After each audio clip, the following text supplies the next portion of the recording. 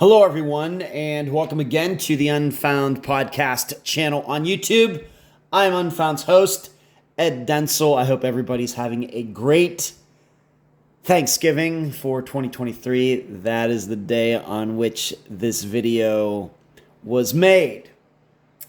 As the title says, this is for the disappearance of Camille Dardanes. That's an episode that came out on November 24th, 2023, the day after Thanksgiving. And before I get into this is going to be a simplified version of what you can find on Camille's website, the site that Ashley and Gabrielle have put together.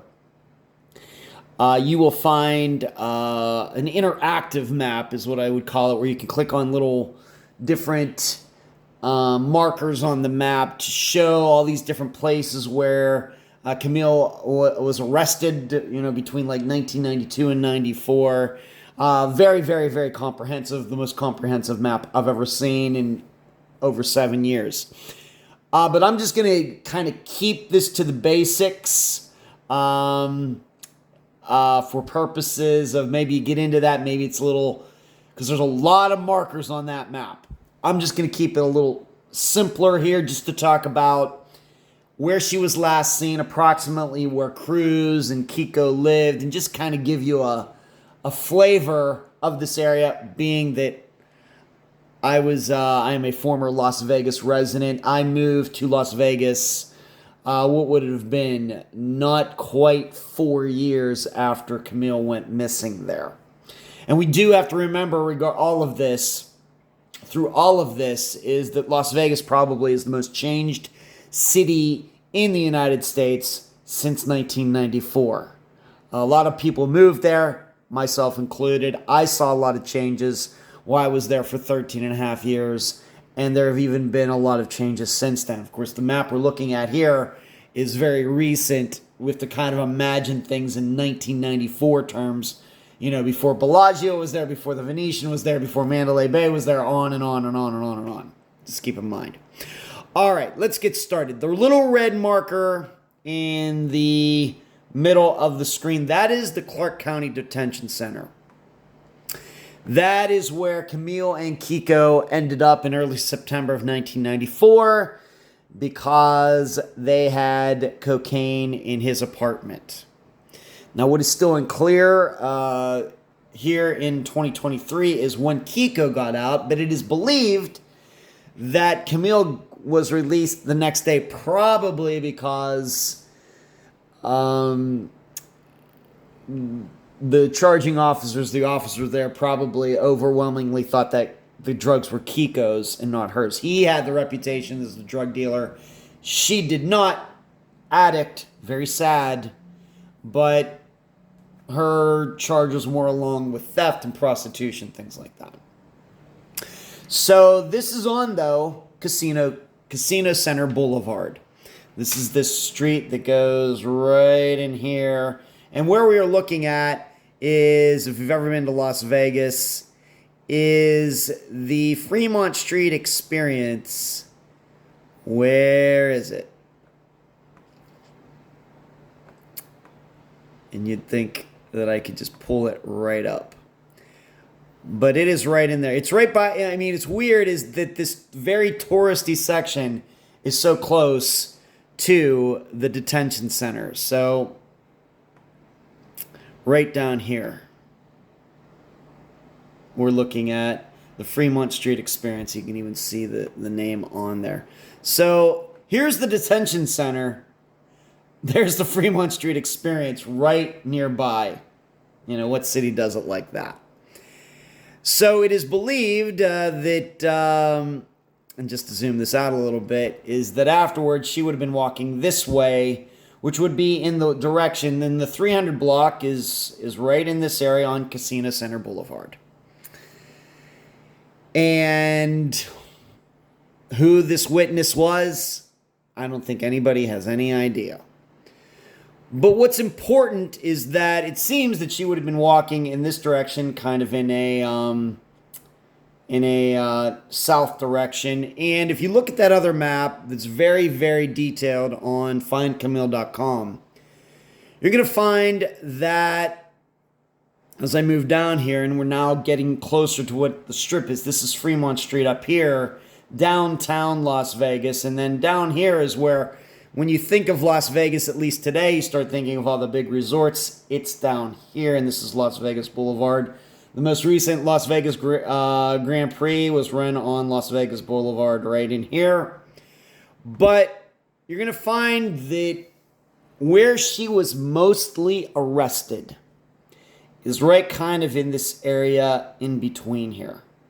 You're going to see a lot of those stars on that map right in this area. And traditionally, this is a not the greatest area of Las Vegas. Just to give you an idea for any of those of you who've watched Pawn Stars, the location of their store is somewhere down in here. So she was seen, and Pawn Stars, that store I think existed back in 1994. She would have just been a couple blocks over in this area. Pawn Stars is right over in that area, right on Las Vegas Boulevard. Not that I was ever inside, but I went by it many times. But where most of her activity was right in here. And here's the Stratosphere. And this is the area that one time was called the Naked City. There was the belief that this area got called this because of, and this is the story that I was told when I lived there, is that showgirls back in the 50s used to nude sunbathe.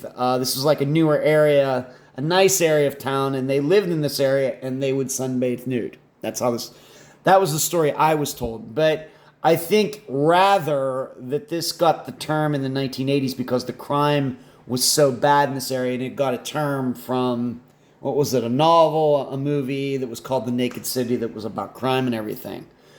You can believe what you want.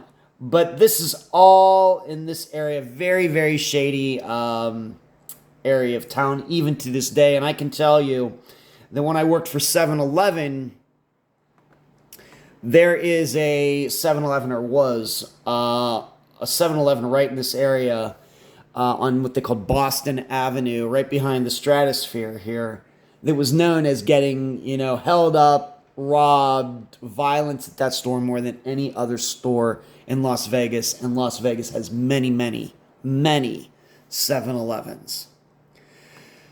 But what you can see here is that this walk would have been down this direction, and both addresses for both Kiko and Cruz, her husband, are down in this area, not very far away, but this is also where most of the time is where she was getting arrested. So it makes all the sense in the world that she was walking back this way. Maybe to go to Cruz's place, maybe back to Kiko's, being that's where she was. But when she got arrested, we don't know. But this is very, very close. Just less than a couple miles.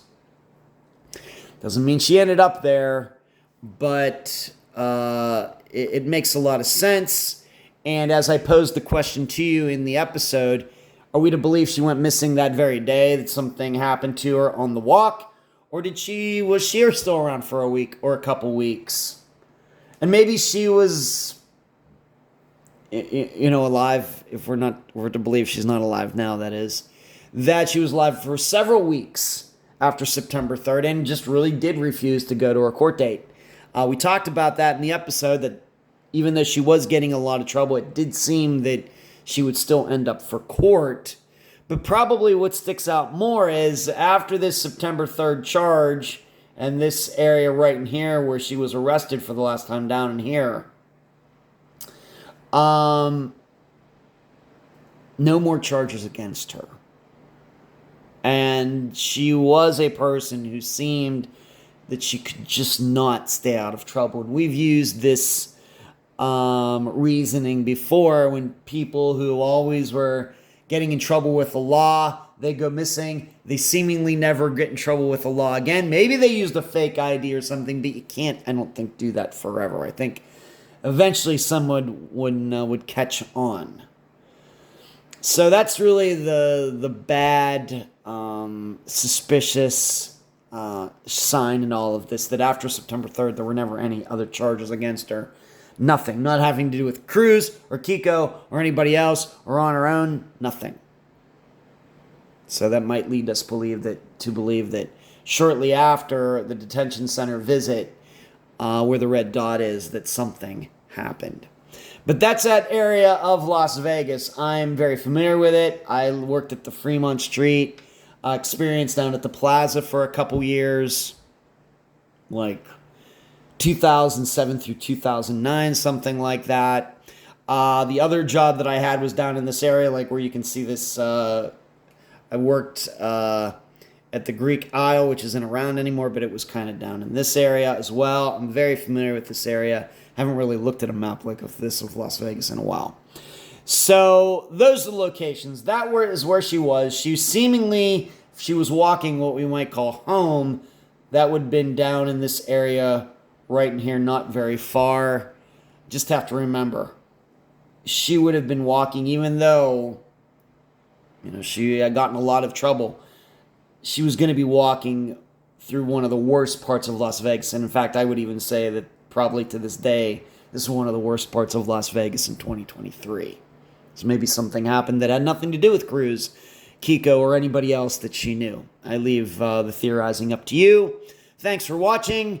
Please give this video a thumbs up. Please go to findcamille.com to see the very, very, very detailed map that they've created there. And I'll talk to you again soon.